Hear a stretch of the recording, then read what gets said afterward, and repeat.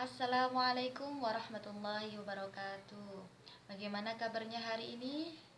Alhamdulillah, insya Allah kita masih diberikan kesehatan, kekuatan untuk menjalankan puasa. Amin ya rabbal alamin. Di sini Ustazah akan menjelaskan tentang bimbingan sholat maktubah. Sholat maktubah atau sholat fardu biasanya disebut. Sholat itu sendiri apa sih? Ibadah yang diawali dengan takbiratul ihram, Allahu Akbar, dan diakhiri dengan salam, Assalamualaikum warahmatullah. Itu yang dinamakan dengan sholat.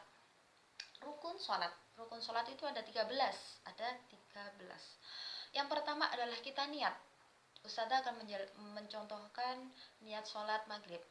Usolli fardal maghribi salasa raka'atin mustaqbilal qiblati adaan ma'muman lillahi ta'ala.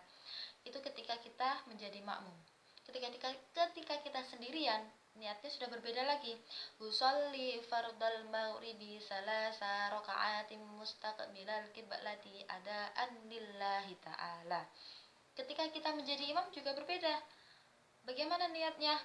Usolli fardal maghribi salasa raka'atin mustaqbilal qiblati imaman lillahi ta'ala. Oke, itu rukun yang pertama. Rukun yang kedua adalah kita berdiri. Ketika sholat kita disunahkan untuk berdiri. Kalau tidak kuat untuk berdiri, kita bisa dengan duduk. Kalau duduk tidak bisa, kita bisa dengan tidur atau berbaring. Kalau tidur atau berbaring juga tidak bisa, kita bisa dengan kedipan mata. Kalau kedipan mata juga tidak bisa, alamat itulah orang yang sudah meninggal dunia. Selanjutnya, rukun yang ketiga adalah takbiratul ihram, Allahu Akbar. Setelah itu, membaca surat Al-Fatihah. Setelah surat Al-Fatihah, kita ruku. Seumpama ini posisi badan kita. Ruku itu yang Allahu Akbar. Jadi antara kepala dan punggung itu harus sejajar. Ya. Sami Allahu liman hamidah. Itu namanya i'tidal. Habis itu sujud. Habis sujud duduk di antara dua sujud. Rabbighfirli warhamni wajburni warfa'ni wahdini warzuqni wahdini wa'afini wa'fu anni. Itu namanya duduk di antara dua sujud. Selanjutnya membaca tasyahud awal, termasuk rukun. Membaca tasyahud awal, sholawat atas Nabi, Allahumma sholli ala sayyidina Muhammad wa ala ali sayyidina Muhammad. Itu termasuk rukun. Selanjutnya duduk tasyahud akhir. Duduk tasyahud akhir itu yang at-tahiyyatul mubarakatus shalawatut thayyibatu lillah bla bla bla bla bla bla. Oke. Yang terakhir adalah yang ke-12 adalah salam. Assalamualaikum warahmatullah. Salam yang pertama termasuk rukun. Salam yang kedua itu boleh sunnah. Yang ke-13 adalah tertib. Jadi kita melaksanakan sholat itu harus tertib, mulai dari niat sampai salam itu harus berurutan. Tidak boleh habis dari niat kita ruku, habis itu kembali lagi ke takbiratul ihram, itu tidak boleh, sholat kita batal. Selanjutnya adalah syarat wajib sholat. Syarat wajib sholat sudah pasti. Yang pertama adalah Islam, yang kedua adalah suci dari haid dan berhadas, ini biasanya buat anak yang perempuan. Yang ketiga adalah balik atau berakal. Baliknya seorang laki-laki umur berapa sampai berapa? Baliknya laki-laki itu umur 15 atau dia sudah pernah mimpi basah. Kalau baliknya perempuan umur 9 tahun dan atau dia sudah haid atau keluar darah. Selanjutnya adalah sadar atau tidak gila. Otomatis kalau kita sadar berarti kita harus wajib sholat. Yang kedua adalah syarat sholat. Syarat sholat itu adalah suci dari hadas besar dan hadas kecil.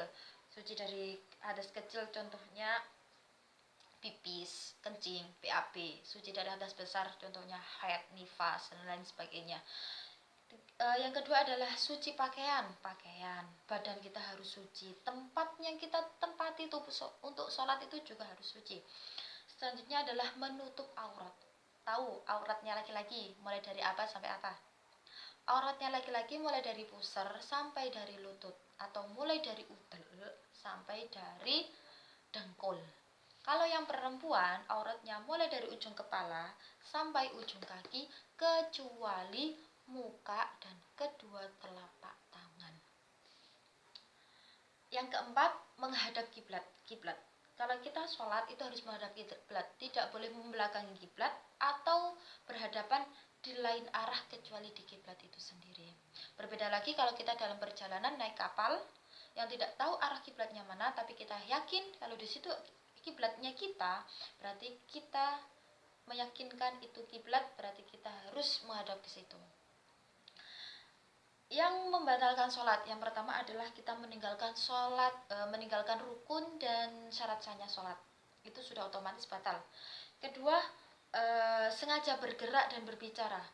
Ketika kita sholat, Allahu Akbar, senggol-senggolan sama temannya, hei kamu ini, sambil berbicara, itu sama saja dengan membatalkan sholat.